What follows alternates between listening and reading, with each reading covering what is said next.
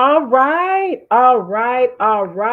Good evening, everybody. Welcome to Ladies in Film and Television. I am your host tonight, Jeanette Greenwood. And y'all, look, I am so excited as we continue to honor Black History Month.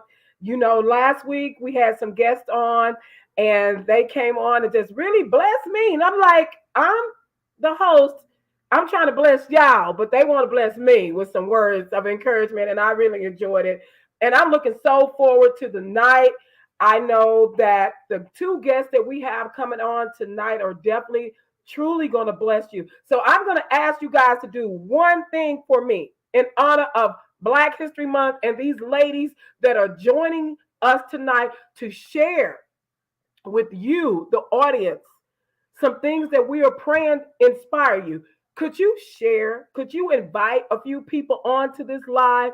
Hit it in their DMs, however you do it. Y'all know I'm old. I be messing stuff up, but just slide in the DM with it, text it out to them. If you're on YouTube, welcome our YouTube guests as well.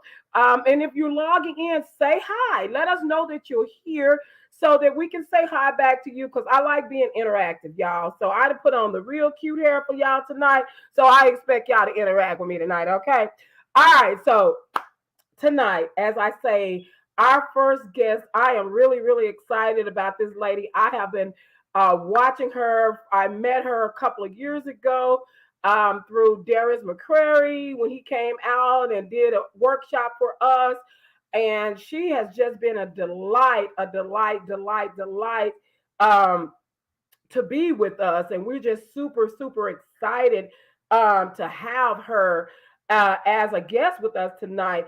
I'm going to go over just a little bit with you guys about her background.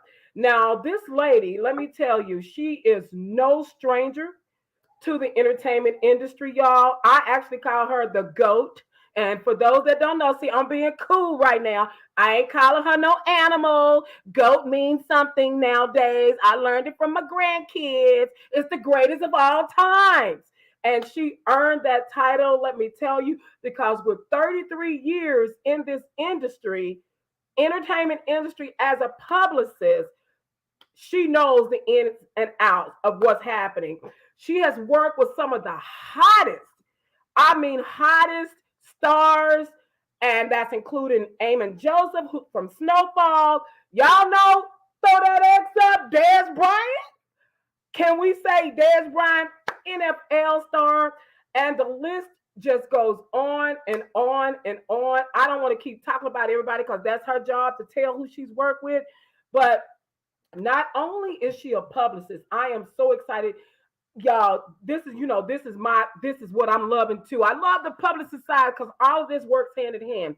But she's also a director, an award-winning screenwriter. She wrote and directed and produced her first feature film, which is Sideline Confessions, based on her novel Confessions of the 12th Man. And that is something that I just learned from reading her bio. I was like, okay. I know she's a published author. Yeah, see, that's why it's good to sit down and talk to people. You learn a lot.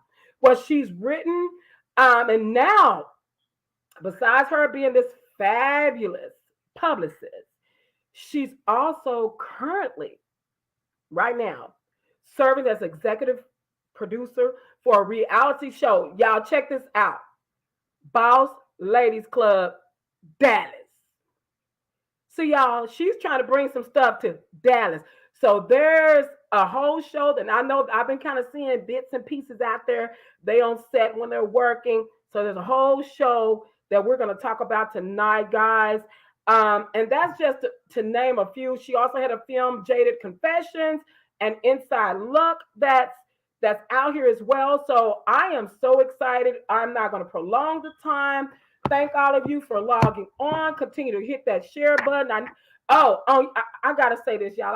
I be watching YouTube channels, and I think y'all are so cute. I'm gonna get this down. Hit that subscribe button while you're there. Go ahead and hit that subscribe button. That's what they be saying. Hit that subscribe button so you won't miss anything. So, without further ado, I'm gonna bring the lady of the hour, the queen herself, Miss LaShirl Smith. Y'all we can't clap because I can't hear you. So give up some hearts and some likes and all that stuff. But here she is. Hi. Hey lady. Hi, how are you? I am Can you hear me okay? I can hear you perfectly fine. Perfectly fine. And I am so excited. Y'all, let Okay. me Yeah, tell I y'all had to something. change It was what was what'd you going. say?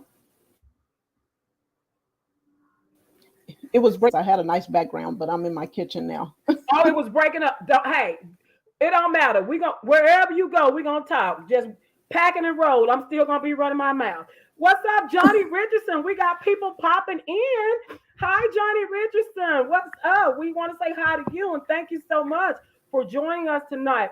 Now, y'all, let me. I talk too much. I was talking to LaShirl offline today. We were texting each other, and she said, I didn't know. And she didn't say it like this because I couldn't hear her. She was texting, but y'all know I'm a drama queen, so let me act this out. It's my show. She said, I didn't know that this was going to be cameras. I thought this was going to be like over the phone. I'm like, no, ma'am. No, ma'am. She's like, oh, I just don't do cameras. Am I being real dramatic? I just don't do cameras. I just don't. I, and I said, now how? I'm thinking, and I think I text her this.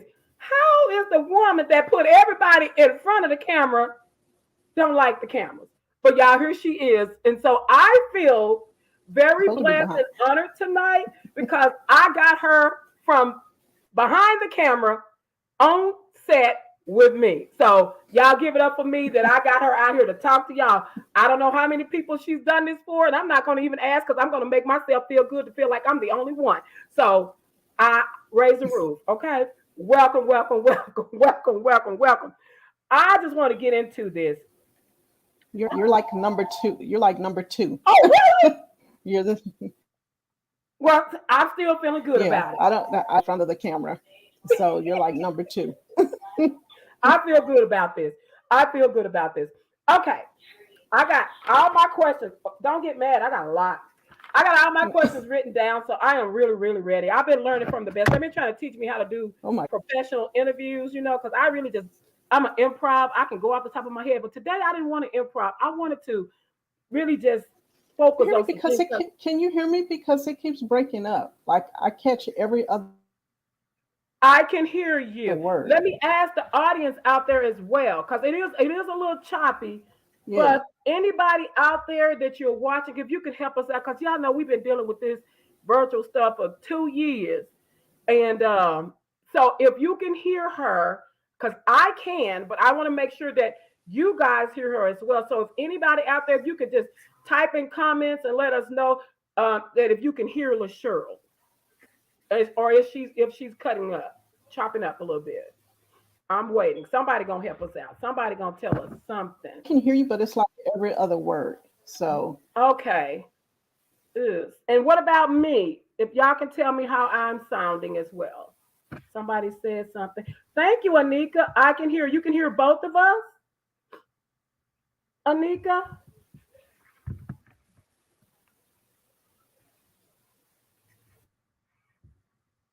I appreciate you okay, telling well, to us. my answers will be delayed because you're Okay, it choppy is a on little my end. delayed, and I'll slow down to make sure. I can see that you Yeah. are a little delayed. So I'll slow down, make sure you hear me, and then we'll work through this. So the good thing is they can hear both of us. So we got a little delay. So I'll slow down and make sure that you get a chance to come in when you need to. How about that? And you look beautiful, by the way. Oh, thank you. Okay, so This is as a I tire. said, I'm still trying to recover. oh yes, so we're gonna talk about that too. What you recovering from? So if y'all want to know what she recovering from, hang on for the full interview, cause yeah, she been I know you recovering. So y'all hang on, cause we're gonna talk about this recovery. Um, okay, so I just put you on blast about not being in front of the camera, liking being in front of the camera, and I just found out that I'm the second person that got you in front of the camera. So let me ask you this. Tell me, and for the people out here that do not know exactly what a publicist do, what exactly is a publicist, For those that don't know, what do you do for your clients? I think you asked what a publicist is and what exactly Yes, do I do. Is that's correct. okay. A publicist is promote our clients, whether it be radio, television, online blogs. We have a job of keeping our clients' name in the public. 100% positivity, but sometimes we do have to do damage control things. Basically, keep you in the public eye. We create stories. We create have a charity. We work with your charity to promote that. So it's brand digitally publicity as well.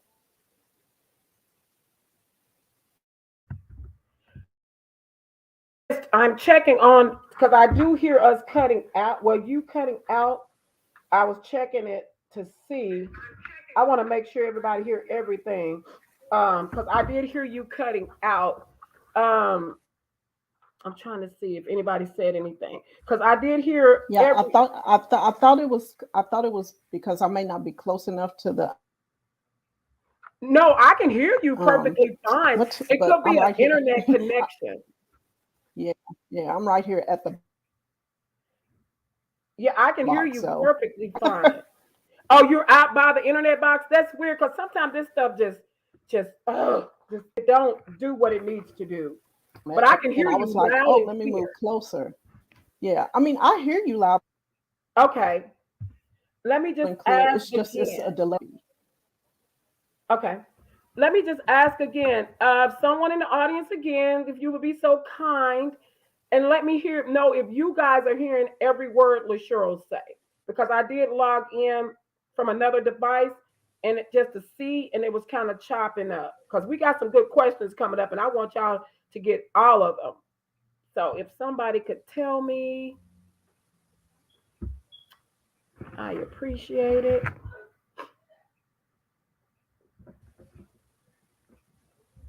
Yeah, did you ask another question or you want me to answer I'm gonna. It sounds like the one I you're asked? sounding good now. Let's Can you try hear it. me? Let's roll. Let's try it. Okay. Okay. Okay. Now, next question. 33 years in the industry, in which I've already Ooh. told you that makes you a goat, greatest of all times. That makes And me old. no, because I got that many years too, LaShirl. No, we're right. We're right. You're right. RIPE. You're just right. Okay. Um, but I am sure you have so many stories about breaking into the industry and being in the industry. But tell us, how did you get in? How did you get in this industry? I got in by mistake. I actually boys, and he had gotten a request to come speak at an event, and he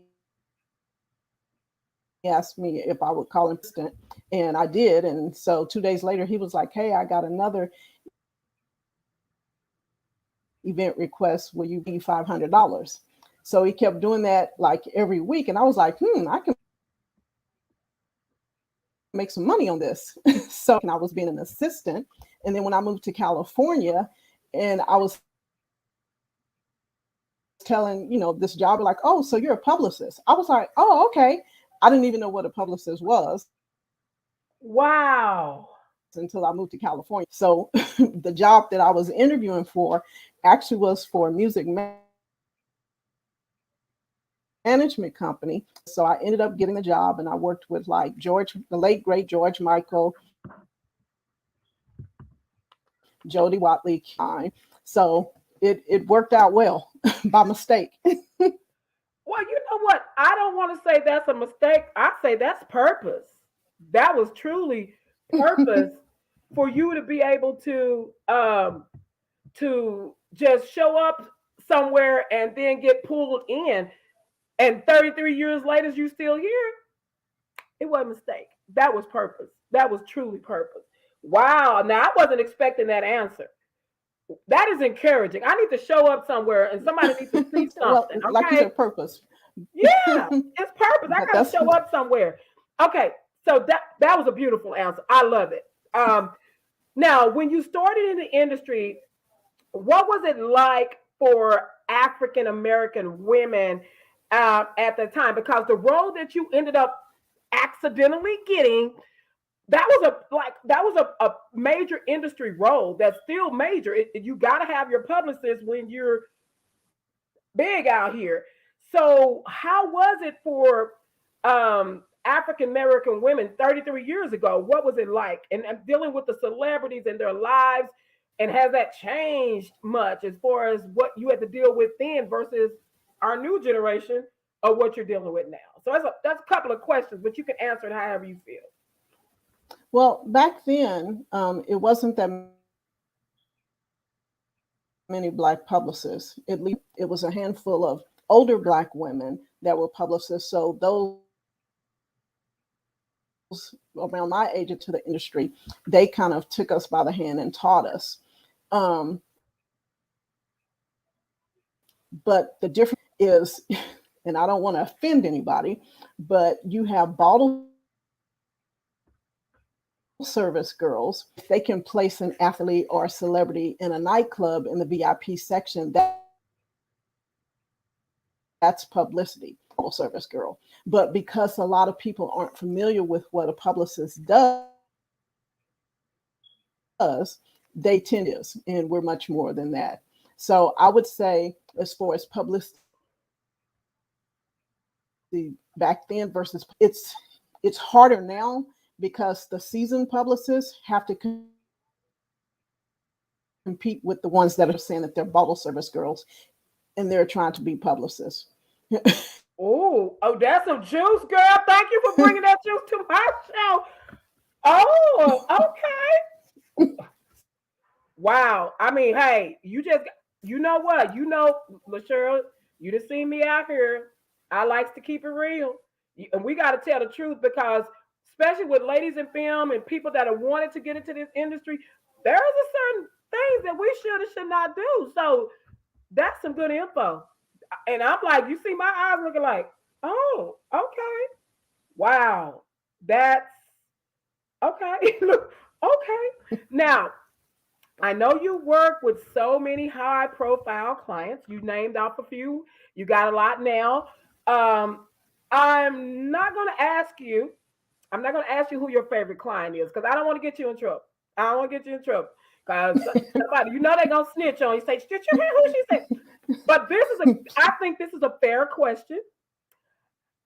I want to know who required, past tense, or require right now the most of your attention and why. I think you said who requires most of my present. Is that what you said? Yes, whoever if it's a past client, if they require most of your attention, or if it's somebody currently you're working with I'm now, gonna say they equally do. they equally do. They do. They equally. Yeah.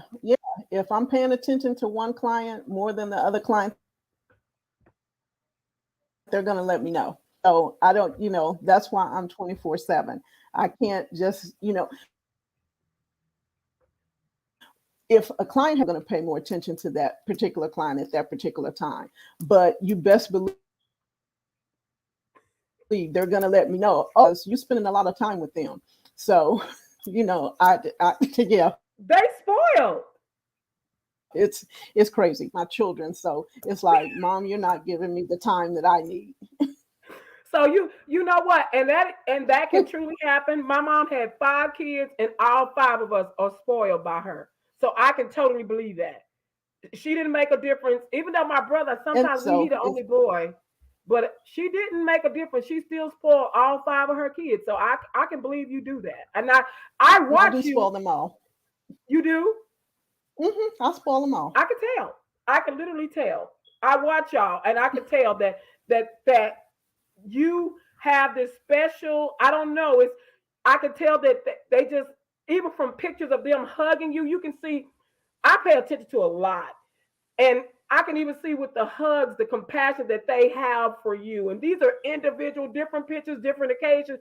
It's just, I can see the love and I can see the love that you share for them. So is that something um as a publicist? And I know you talked about the new wave publicists and the old publicists. Is that something, a trait um that you feel every publicist should have, or is that just something that you do, or is that something normal? You know what? I didn't hear that part, Jeanette. Okay. I said, as far as the love and the attention that you show your clients, is that something um, normal, that a normal any other publicist would do, or is that just something LaShirl do that's not normal? That no, that's just something that myself and my actually don't call our clients clients. We call them family. Wow. And everyone's a part of L Group PR. Like if we sign a new client, immediately if we post, welcome to our clients are hopping on that post saying, hey, welcome to the family. Hey, glad you're a part of. I think that's what sets us apart from the rest of the publicists because we treat our clients as family. I love it. I love it. I love it. And that's how it should be. Because if you're working with someone, um, I want to feel that love.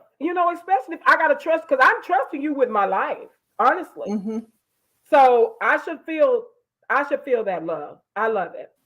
Okay. Question. Now I know it's people looking. We got people logging in. So thank all of y'all for logging in. Hit that share and that like. We're talking to LaShirl Smith tonight. And when should someone seek a publicist? At what stage in their career do they actually need a publicist?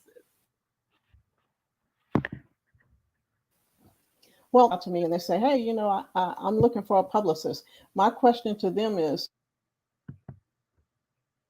do you need or you want a publicist means that you're actually, working talent.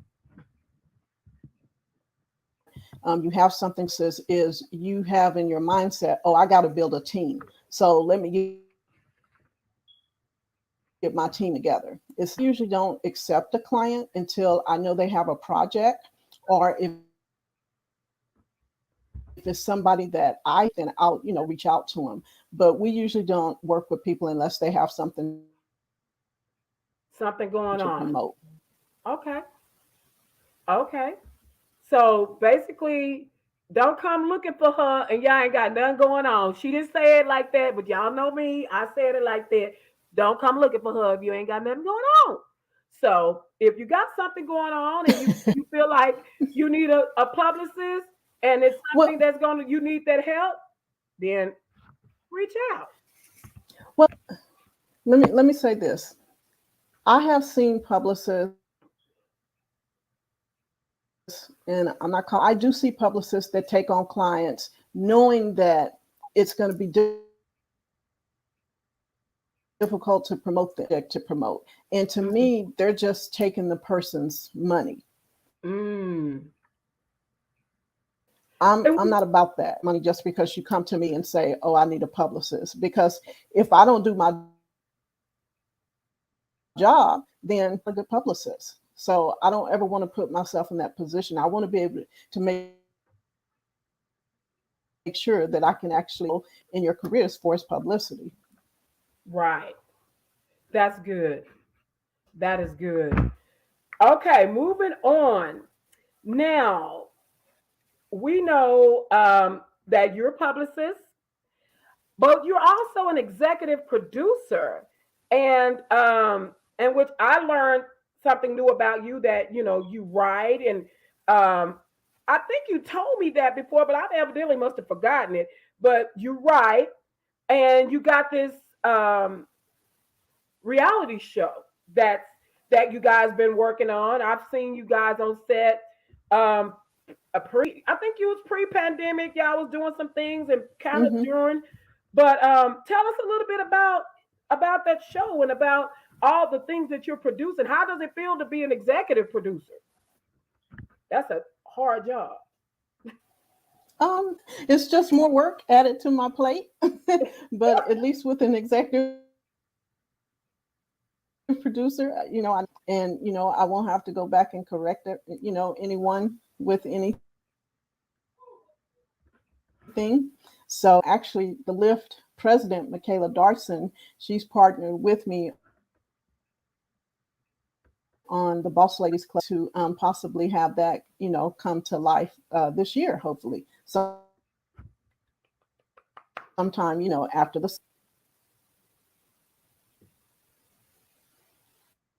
Yay. Okay. Well, let me just say this. If it's anything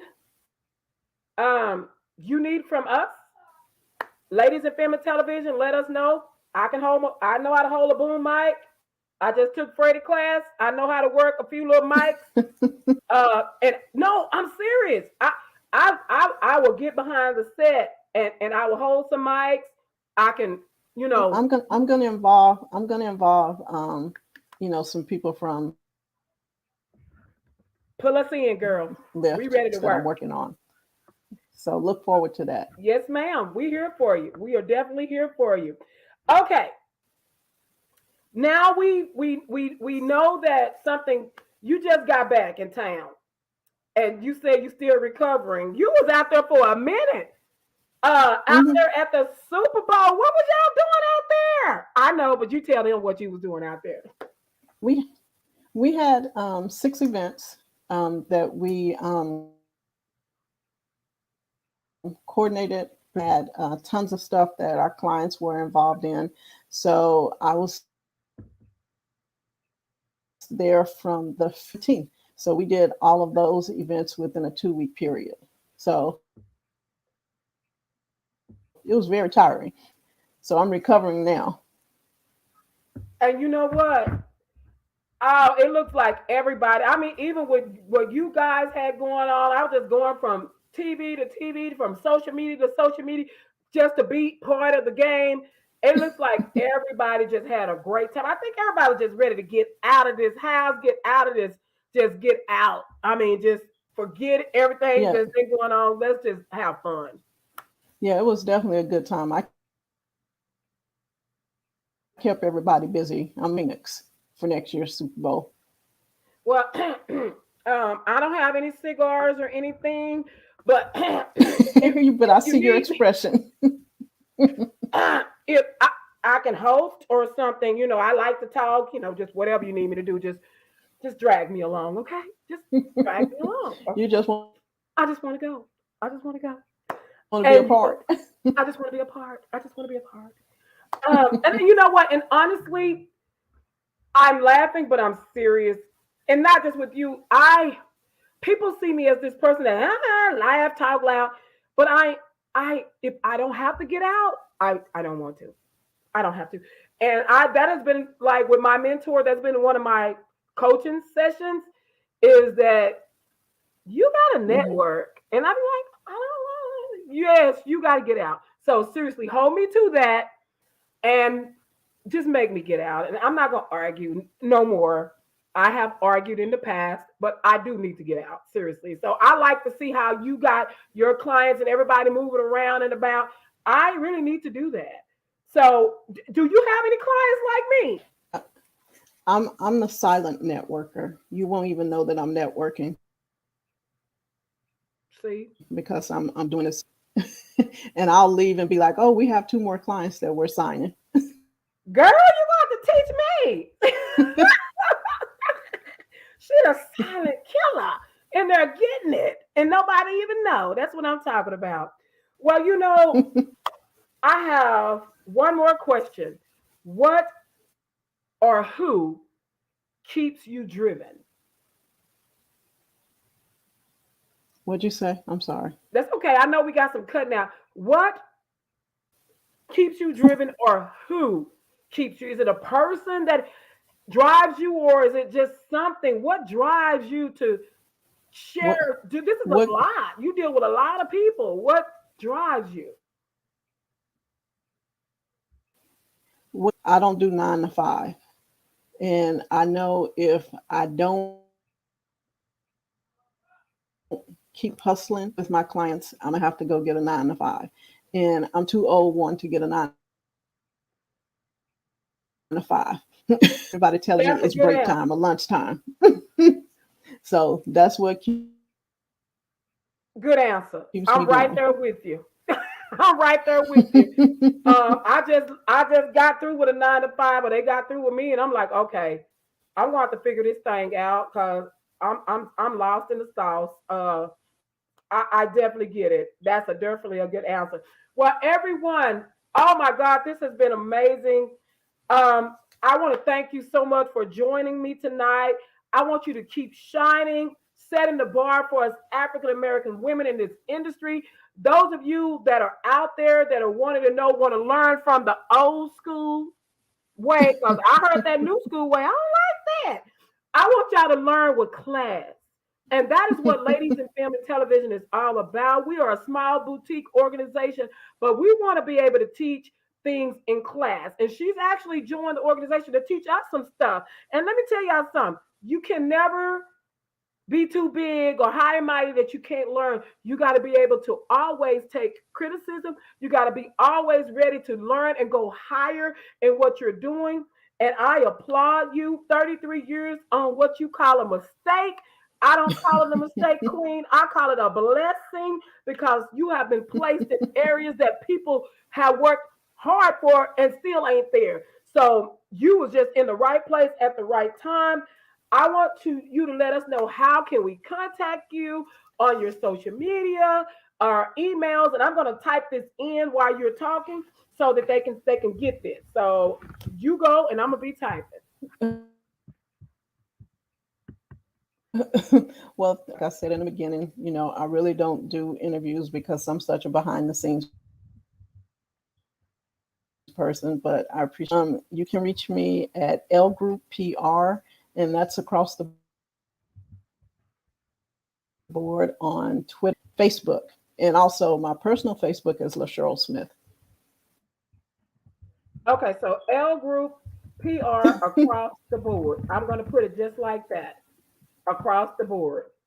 So that's everywhere. Instagram, and I know for a fact because I follow her on Instagram. I'm with her on Facebook. So across the board, that's how you can contact her. Um, she's an amazing person. I'm really excited to know her. I'm super proud. I feel privileged to know her. And I'm just excited. We thank you so much for joining us. Happy Black History Month. You are our history, our Black history. And I just want to tell you we love you and thank you for taking the time and sure come out of your comfort zone to talk to me. I appreciate it.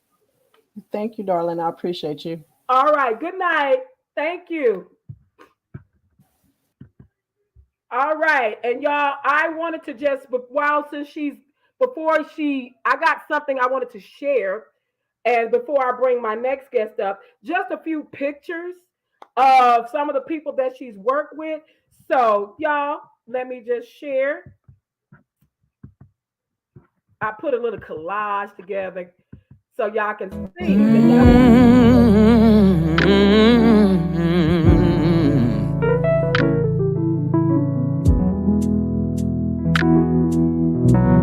I tripped and I fell into one of those relationships, and I said, oh my, I'm really trapped now.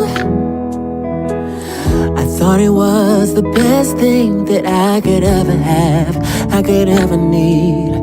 But that was until I figured it out. I came home, I opened the door, I walked in the room, and you're close. yes. So again, y'all, give me some hearts and some love for LaShirl, and we just I love people that keep it real. So if y'all heard what she was saying, if you're interested in becoming a publicist, don't become that new stuff she talking about, y'all. Keep your dignity, ladies and men. Keep your dignities. All right, y'all. Now we got our next guest, and I'm excited about this one as well. Oh my God, guys. Let me just tell y'all. This next lady, let me just say, she wrote me this little short bio, y'all. A midget bio, okay? Um, and she's one of those people that she don't want to talk about herself. But her name is Angela Chatman, and she's from Greenville, Mississippi. Greenville, y'all. So Mississippi, if y'all out there, woo woo. Who now she resides in Fort Worth. She's a mother, author, filmmaker, director, wardrobe stylist, and a ghostwriter. Angela serves as a volunteer for several nonprofit organizations within her community. Angela has received numerous awards, honors, which include Headline Mentors in Performing Arts, Wardrobe Stylist Award for the Video Depression that just won in the Denton Black Film Festival. It won first place. She was the stylist for that. She also won the Strong Woman Award from Strong Consultants Foundation and the Where Are You Outreach Volunteer Certificate of Appreciation. She was a From Tragedy to Triumph, Rise of a Chainbreaker honoree, and was featured in an exclusive story in the Delta Democrat Times newspaper. She was also in the Voyage Dallas magazine and the Southern Dallas Business and Living magazine. Angela has shown a keen interest in becoming a patient advocate for the United Ostomy Association of America, which hopes of eradicating the stigmas associated with individuals who suffer with colorectal disease and disorders. Y'all, before I bring her up, we have a trailer. I'm going to show you this trailer of a documentary that has made her an international award-winning filmmaker. So I'm going to show you the video, and after the video, you will get a chance to meet this amazing, beautiful lady with this beautiful heart. That when I first met her, we'll talk about it more, what I thought, and probably like many people thought, and she was able to show us that those thoughts were all wrong. So check out this trailer, and we'll be right back after that.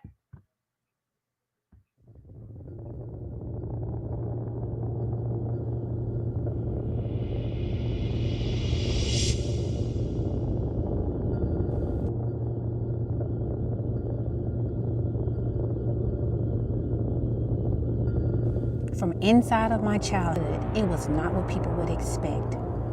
We were not a tight unit as a family, and when he moved into our home, it changed my life forever. He victimized me in multiple ways. My innocence and identity no longer existed. No one protected me.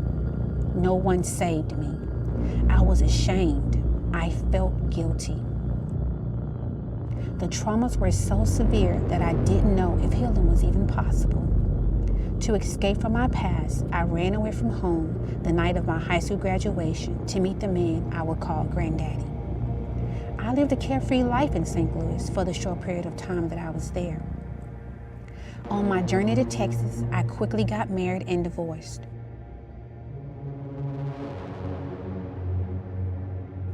There was no way I could allow the man that was once my husband into the dark places that I had so carefully kept hidden. Dating came with many challenges. The search for unconditional love left me on a path of promiscuity.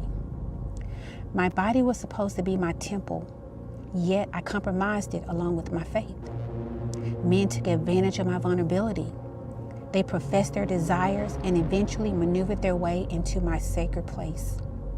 Relationships were like a game of Russian roulette, and as a result, I became a single-parent mother to a fatherless son. For years, I battled Satan to save my child's life. A mixed diagnosis from health professionals quickly turned into a death sentence for me. After a countless number of surgeries, I just wanted to experience normalcy. But how could I? With lingering scars and feelings of insecurity? I lacked self-worth, self-esteem, and simply felt I possessed no value.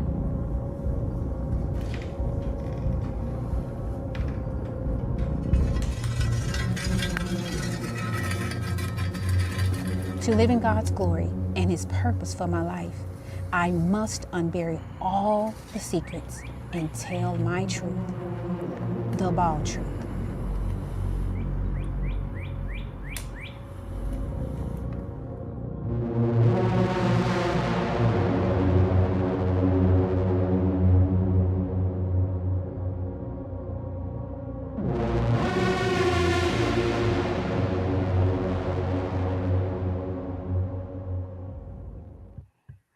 Miss Angela Chatman. Hi, sweetie.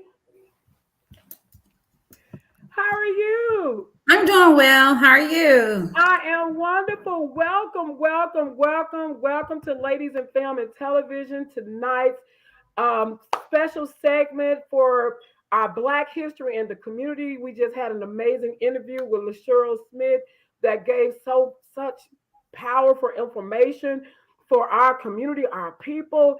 And now we got you on, lady. Let me just say that trailer, amazing. Amazing. I know a lot, but we're getting ready to share as much as you're willing to share tonight. Are you ready? You know I'm transparent. I'm gonna tell all my business. Okay, so let's jump in. You're a country girl. Real country. And she can cook, y'all, from Mississippi to Fort Worth. Now you have all these titles: mother, author, screenwriter, director, wardrobe stylist, ghostwriter, and model. Now, other than mother, because I know that's the key to your heart. Other than mother, which is your favorite title and why? Other than mother. Ooh. The mother, because the mother was my first one. That's at I the know. top. We don't even want to talk about that. I would have to say, since the documentary, being the filmmaker. Really? What? Okay, that's just like me and you in Starbucks. So I didn't do Starbucks. It was QT for me. And y'all, she got me on Starbucks, and I was like, I don't do all that bougie coffee. That costs too much. And now I drives up in Starbucks. So you went from, because you were a published author. Yes. So you went from doing the published author thing. Now you on the film side. Yes, and I love it. Wow. Okay. And why? Tell us why. Well, for me, I had no idea that, first of all, I even had that skill. So I was really surprised. I always knew that when I did the book, because the documentary is based off of my book, that I wanted to do a trailer for the book release. And I never thought about doing a documentary. And then when I got the opportunity to work with you on Jade's depression video, I went in thinking it was going to be something really, really easy. Because, you watch videos on TV and you see like everybody's dancing and it looks really, really simple. And it wasn't until the night that once I came on board to be the stylist for the video, and the night that you sent me each hook of her song, I said, oh my goodness. So, it took a lot of creativity for me to know what outfit I wanted her to have for this part of the hook of the song. And then so I have to make sure she stayed in that outfit for this part, that part, then let her change clothes. Then we're going to film this. And it was, wow. After working on that project, I was like, okay. So then I was like, you know what?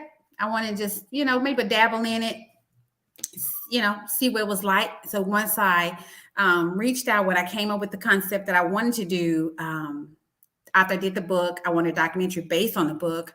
I said the first person came to my mind that I wanted to be a part of my team, because I'm trying to put my little team together, my village, as I call it.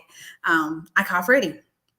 And he was like, well, let me hear what you got to say. So, so I'm just running it by him, just saying, if I can get you on board, because I'm still, I'm trying to figure this whole thing out. But once I sat down, I wrote the introduction that you heard, when I did wrote it and everything. He said, well, you get all that together and we'll talk after that. And so, just a matter of with COVID and the pandemic going on, it was really hard to find a studio or a place to really record, for me to do the voiceover for the trailer. And so this is the weirdest place we end up going. I end up doing it in my closet, in my prayer room. That's not weird. Freddie mic'd me up, and I went in my closet. He said, you know what? I don't hear any noise. Let's just go from there. So I'm sitting in my closet and I'm just reading it, and just, we just hope it didn't have to do any retakes or anything. And then once I started after the trailer, the documentary just came after that. And I was just really amazed at, how I was able to get in and be that creative and, put a project together of that magnitude. Wow. And you actually answered my second question, because I know that you are a published author. And so basically doing Jade Video is what inspired you to tell your story in a documentary. Correct. Wow. I'm excited. I'm glad to hear that. Now, you fought some battles in your life that I've read your books. I actually, the story, The Rise of a Chain Breaker, which was executive produced by Dr. Katrina Pulliam and a couple of other ladies, Angela, and her story was one of the features in the play that I wrote for them, which was a sellout. A sellout. So I got a chance to read. I had to read a lot of books, y'all, to write this play. I had like a desk full of books. I had to read all these ladies' stories to try to get this play to come together. But so I do know a lot of the battles that you had to deal with, and some that we've only heard about. Of all the things that you've battled in your life, and you've battled a lot, which do you still find the hardest to deal with? I would have to say the dealing with being an ostomate, and having my ileostomy. That is the hardest one, because the surgeries, as from people that read the book, I'm not trying to give any spoilers away, but for those who haven't, you may want to just tune this part out because of spoiler alert. But the surgeries started with that back in 2011. And to this day, they're still going. So, that's been the hardest for me, because I thought that, like the surgeons thought as well, that I was going to have one surgery and I was going to be done. But I was told that back in 2011, and they have not stopped since. So that's the hardest one for me. And for those that just joined, and an ostomate, I want you to kind of give us a brief description of what that is, because when I first saw you, I met her on Facebook. I don't know how we became Facebook friends.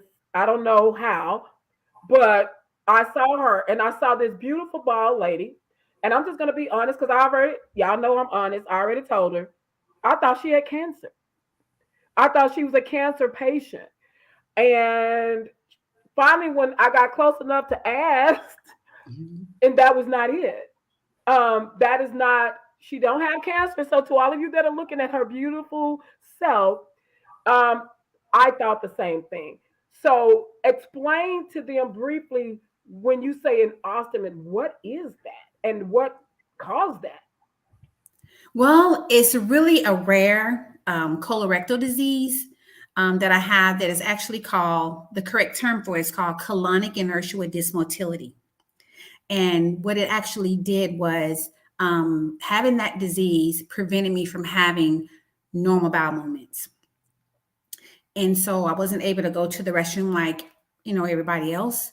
And so what actually happened is that once I became very impacted with the toxins in my body, I would start fecal vomiting. So my waste would come out of my mouth instead of my bottom. And so to prevent that from happening, I had to actually have my entire colon removed, and I wear a bag in order to be able to have bowel movements now. And I can see how you say that this is the worst part of everything that you dealt with, because you thought, okay, and I'm dealing with this surgery, I'm going to be fine. But you said since 2011 and we're in 2022.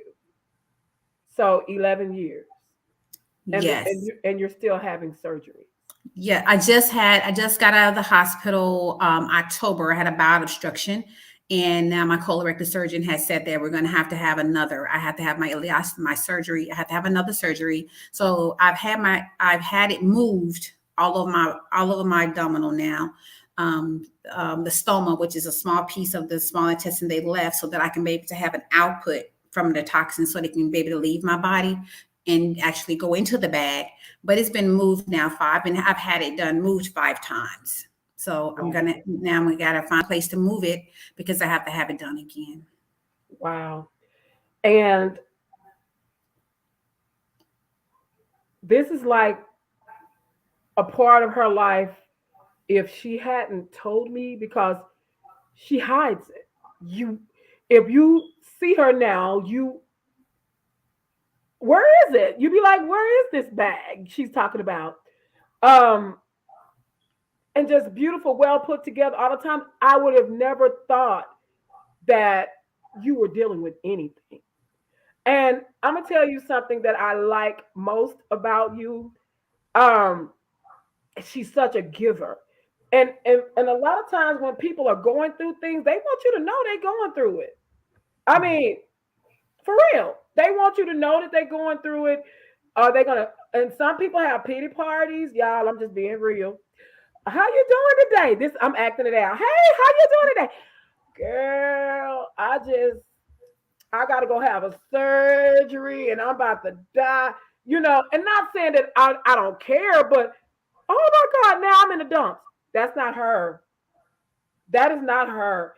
She has this big, huge personality. And I'm like, I be thinking to myself, how are you smiling like this, knowing all that you're dealing with, and you're still able to smile and always ready to lend a hand? I think she's probably a volunteer for nearly every nonprofit within the DFW area. She done volunteered, and you're always giving. What drives you? For me, it's just being able to know that all the things that I've been able to overcome, and being resilient in that, in all these, behind all the traumas and everything, the surgeries and everything, people who read the book and know my journeys and stuff like that. But just knowing that the most important thing for me was when I realized that God specifically chose me for this journey, because he knew I was strong enough to survive it. Yes. Nothing could touch me. Nothing. So I keep a smile, and nobody ever know, because I never look like what I'm going through. Never. No, you don't. No, you don't. So we're gonna move past this, because it's another whole side to this lady, y'all. Yeah, I had to get through that. We had to wade in the water, okay? But then now is this side, that fun side, that exciting side of you, that fashionista. I mean, always put together. You modeled, and I've seen some of your photos. When did you start modeling, and do you still model? Well, I actually started years and years ago. I actually started back in, I guess, the first time I modeled was my senior year in high school, because my mother was actually a manager at a department store in the mall. they call it Rainbow now, so some people know about Rainbow. Well, a long time ago, it used to be called Mangles. And they started carrying prom dresses. And so they wanted to, get that advertisement out there. So they had the Democrat Times come out, take pictures. It was myself, my classmate Mona, and another young lady that worked part-time in my mom's store. And so we actually started modeling prom dresses, and we did them for the newspaper, the local newspaper in Mississippi. And then, that was it. And I just said, I'm not doing that no more. I only did it because my mom made me. I did not want to do it. But it's just one of those, girl, my store got prom dresses now. So she's not gonna get no models, so she had to pay. So, she wants to get away with doing it for free. So then she could talk us into doing it. But then I didn't get back into it again until 2000. I started doing the Delta Bridal Fair. So I started modeling bridal gowns. I started modeling bridal gowns at the convention center in Greenwood, Mississippi. So they have the bridal fair starts in January and they go through June. And that's when I started doing just bridal gowns, for bridal shows, and started modeling them. And then once I was like, okay, I'm tired of that. And I was going to step out of the whole modeling thing. And then because with my illness and when my immune system got compromised and I lost my hair in 2016, that's when you started following me because of the exclusive. The Southern Dallas Magazine exclusive came out then. And so a lot of people got to know who I was following me from that story. And so it was Lexia Crawford, who actually had a boutique, Bits and Pieces Boutique, and she got asked to do Raw Dallas. And I was not trying to I was done with modeling. I wasn't definitely trying to do it anymore because I didn't have any hair. And I was like, I'm not wearing no runway with no hair on my head. So she was like, no, you're beautiful. I'm just going to wear one outfit, 4 outfits later. When I went 4 outfits later, I went for my fitting and I went to go try on one outfit. And I said, oh, I got you this outfit. Try this, and this. So it was because of Miss Lexia Crawford that with Bits and Pieces Boutique that she had in Fort Worth. She got to do Raw Dallas. That I got back into modeling again. It was after that night at Raw Dallas, I had never done anything of that magnitude. I had never had to change clothes that fast to that many outfits. I did not know the whole segment. We only had 11 minutes. It was crazy because it was, I think, about 7 or 8 of us. And we had 11 minutes for constantly keep getting out of your clothes, go back on stage. And you had to have everything done in that short period of time. And then immediately after Raw Dallas, I got in my car and I drove to Greenville because I had to pick my son up because he had spent the summer with my mom. But the next day when I logged on Facebook, it was my messenger was full, just full. And so it was from all of these, because when I walked out on stage, there were so many flashes in my face. So I didn't know, I never took time to be like, I just went out there, did my thing, ripped the runway, got in my car and went on about my business. But I started reading those messages, and it was photographers like, oh my goodness, I was at the Raw Dallas last night. I want to know if I can, schedule a meeting with you. I want you to model for me, do a portfolio. So they were just coming from everywhere. And that's how I started getting back into modeling again. Oh, wow. And that's deep. And because we know, and even for those that, Christians, I am a Christian. I don't put my religion off on anybody, but that's just me. But we know that biblically, the hair is a woman's glory. And you lost your glory and you felt like, I can't do this anymore. I don't look like what I used to look like or want to look like. And so many women, I love this. So many women think that we have to look a certain way in order to achieve or to be great or to be fabulous. And here you lost all your hair. You said, I'm not going to do this anymore. I'm not modeling something that you love doing simply because you probably felt what people was going to say or how they was going to stare or how they was going to look. But you went out there brave, person that you are and say, forget it. This is who I am now. That's the key. Accepting who you are now. Exactly. Let me tell you, and I'm going to ask, I got a question coming with this. Y'all hold on. I've had women that when we age, okay, I'm in my luscious 50s, okay, I would not dare try to compare myself to somebody in their 20s. I'm not going to do it. I mean, I can hang with them, but I wouldn't dare it because I've been there, done that. So I'm not going to, because I start getting the little lines or the dark or these and things starting to look different because I'm aging. Yes. I wouldn't dare look back and try to compare myself to what I used to be. I have to learn to accept the new me, the new aged me. And I have to grow from that. So what you just said was, no, 11 years ago, I didn't like however long it took you the hair to actually you to lose it. You didn't like the old you, but you had to accept the new you. Yes. Because I realized that even though I don't have my hair, I still have my crown, and that is my glory. Yes. That's it. That's it. Yes. Mm-hmm. My. And those are the things that we have to just accept. Yes. I'm not a size 16 anymore or 14. I'm who I am. And I've learned to accept who I am. And when you do that, you feel so good about yourself. You do. You really do. It's like an eye opener that I'm okay. And for you to get out there on the runway. And I remember now, because I was following your stories, I was very intrigued by your story because I wanted to find out what's going on with her. And I did see all those beautiful pictures out there. Yeah. Wow. Amazing. Now, you went from modeling, but then now you actually have another little side thing that you do is styling other people.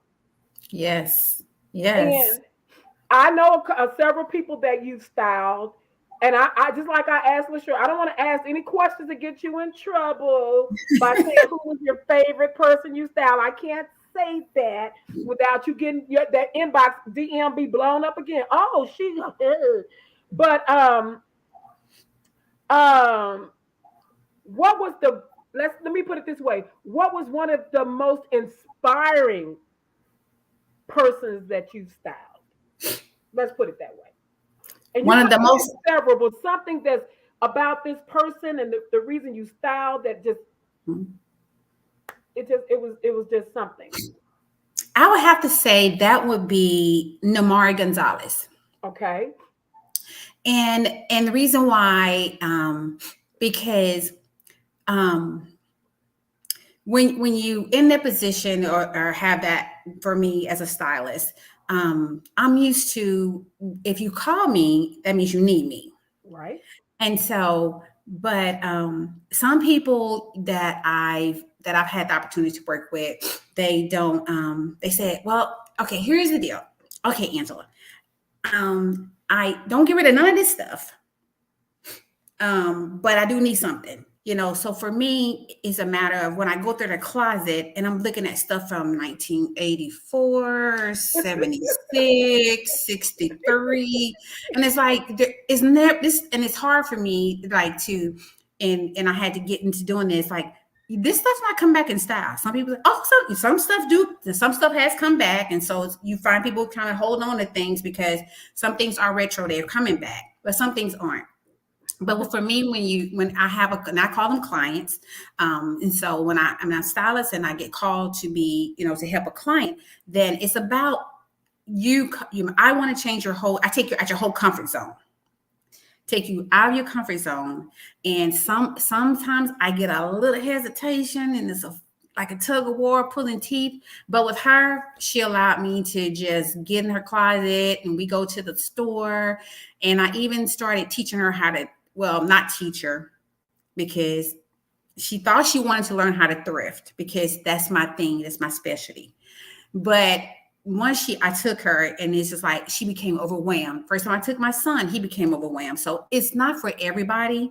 It's like, it's really a special gift that I have because every piece that I have, like what I have on, everything I find in thrift, I make an outfit, I put it together and I do a photo shoot in it. But, so for, me taking her thrifting and she enjoyed the experience, but it's like, you know what, I think I'm gonna leave this to you. So being able to have that freedom to be able to create, put things together for her. And she was like, I never would have thought to put that print with that stripes and polka dot, because you get people who are probably in a phase when we used to be wearing animals. And I try to get people to understand we're not like, it's not like that anymore. You can put like sequins with stripes and polka dots with zebra print. You can mix and match. So she allowed me an opportunity to really have the freedom in her closet with the shoes, her accessories, and I lost it. I loved it. Loved it. Awesome. And another good thing about her is she likes to feed me too, because she has her own food truck. I'm just throwing a shout out there. Yeah. Oh, okay. I don't blame you for working for that. She can see Angela got a sign. We'll work for food. Yes. Okay. All right. This is my last question, and I have really enjoyed. Well, actually, I got two. I'm sorry, I missed one.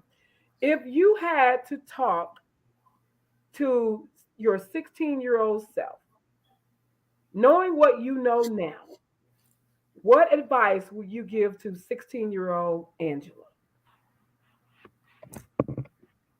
You're gonna be okay. That's what I would tell her. You're gonna be okay. Because I worried about it. I was 16 was the age where I really worried that I never imagined I would be here. Wow. Yeah. You're gonna be okay. Wow.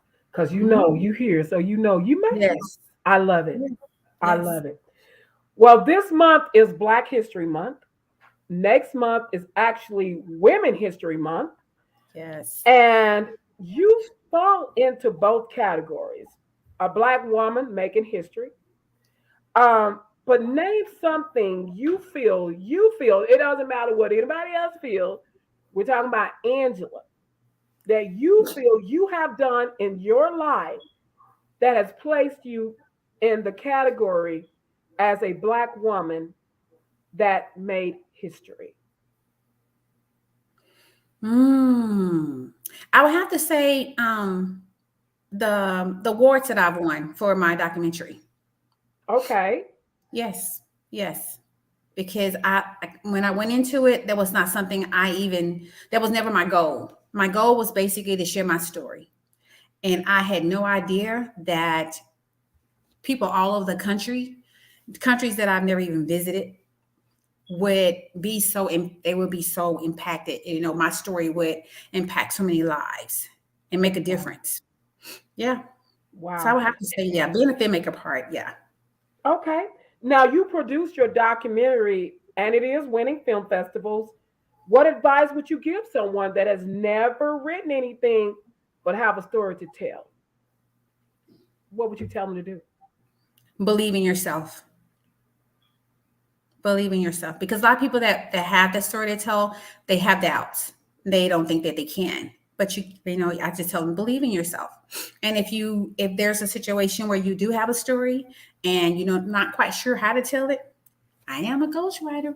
I'm just saying. Get somebody to help you write it. Get somebody to help you write it. And make sure you have an accountability partner. That's the biggest thing I learned from doing my whole thing, writing my film, writing my documentary, writing my book, everything. I didn't have an accountability partner. And I didn't know how important it was to have that. I know now, but I tell people, anybody that wants to write, make sure if you don't, know how, you get somebody that can to help you, and make sure you have an accountability partner. Wow. And I'm super proud of you, knowing from where you come from and where you're going. And every time I see you make an announcement about your awards and you're winning, And a lot of people don't think, and I actually talked to you about that entering their projects, and this is a free advice I'm going to give you guys if you're listening. Entering your um, projects in film festivals. I don't care if it's a 1 year festival or if it's a 50-year festival, 100-year festival. You create something, you want people to see it, enter it in film festivals. They're all over the world. Yes. And we get so complacent thinking everything got to be in the USA. No. Do you not know it's people overseas? And actually, I have someone from Egypt that's watching. Yasmin. Hey, yes. From Egypt. She was actually in one of my productions. And Wow. she lives in Egypt. And all over the world. I put this out on the website when I did Sea Blue. She was in Sea Blue. She played the judge um, Okay. in Egypt. She's from Egypt, still in Egypt. So you're able to connect all over the world, and I'm proud that you did that because I didn't know what your condition was. Never heard of it. Never Mhm. heard of it. And for you to put it out there, and it's not just her condition, it's more to this whole documentary. Y'all heard it, a lot that she went through, and we as women are faced with, from rape, um molestation to abuse. It's things, and right now that women are forced to live through this, and you have inspired. You put your film in festivals, you're winning. People are contacting you. It feels good, don't it? Yes, yes, yes, yes. It feels good. It feels good to know that people are watching you. And it's not all about the fame or the glam. It's just to know that I'm inspiring someone. And I'm just Yes. speaking on for me, but I know you as well. It's all about giving back. And that's what you've done, is give back. I just wanted you to tell us, how can everybody contact this beautiful Miss Angela? She is a ghostwriter, y'all. So if you want to get some stuff written up and you don't know how to start, you can reach out to her. I'm going to type while you talk, and I'm going to make sure we get all your handles out here. So go ahead. So on Facebook, it's Angela Chatman. On my Ball Truth page on Facebook, it's at the Ball Truth, and that's on Facebook as well. And on that page, I normally have my documentaries and things that's going on with my book, because I'm actually coming out with volume 2 at the end of this year, and I'm working on that now. On Instagram is at the Real Ball Truth. Okay. And also have my website, which is www.authorangela.chatman.com. And they Okay. can also contact me on there if they want to leave a message. Okay. So on Instagram, Mm-hmm. we got The Real Ball Truth. Mm-hmm. I'm putting that out there. Okay. And then on the website, www.authorangela.chatman.com.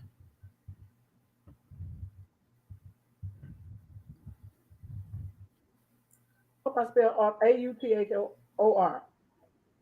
Is that right? AUTH. Mm-hmm. Okay. AuthorAngelaChatman.com. Off Okay. the website. I am Mm-hmm. putting this all out there. Guys, this is out there. It's on our YouTube channel, Ladies and Family YouTube channel. It's on our page. So even when we log off, you're able to actually still go back here and say, oh, what was her name? What was her? Follow us. Hit that subscribe button. I've been wanting to say that. I'm gonna give me a YouTube channel really working. Hit that subscribe button. That what they be saying. Hit that subscribe button. Hit that So bell. we can notify you of my notifications when I do uploads. Yeah, so you'll get all these notifications, but you have all the access, everything out there. Angela, let me just tell you, we thank you so much for joining us, sharing your story with us, inspiring us, and just being part of our Black history in the community. And I just want to allow you to close out with any closing words. And for all of you that have joined or just came in, please rewind this, hit replay, talk to us. We will try to respond to you if you have any questions or anything. But we just want to thank you so much. We have one more guest coming up this week, Miss Cheryl Williamson. Y'all better log on again for this one too, because she's a powerhouse in the community. She's a powerhouse. So y'all, hey, you getting this free. You better sit down and get it. But we want to thank you, Angela. You are just an inspiration. Give us some closeout words. I guess for my closeout words that that I would actually have to say is that always don't ever doubt yourself, and just when you think that, there's something out there, or you may have some deep secret, dark secret, some trauma or anything that you've experienced, it's okay, if you want to talk to someone. Don't ever say you're okay if you're not okay. Wow. If they're whatever you're dealing with, don't ever say you're okay if you're not okay.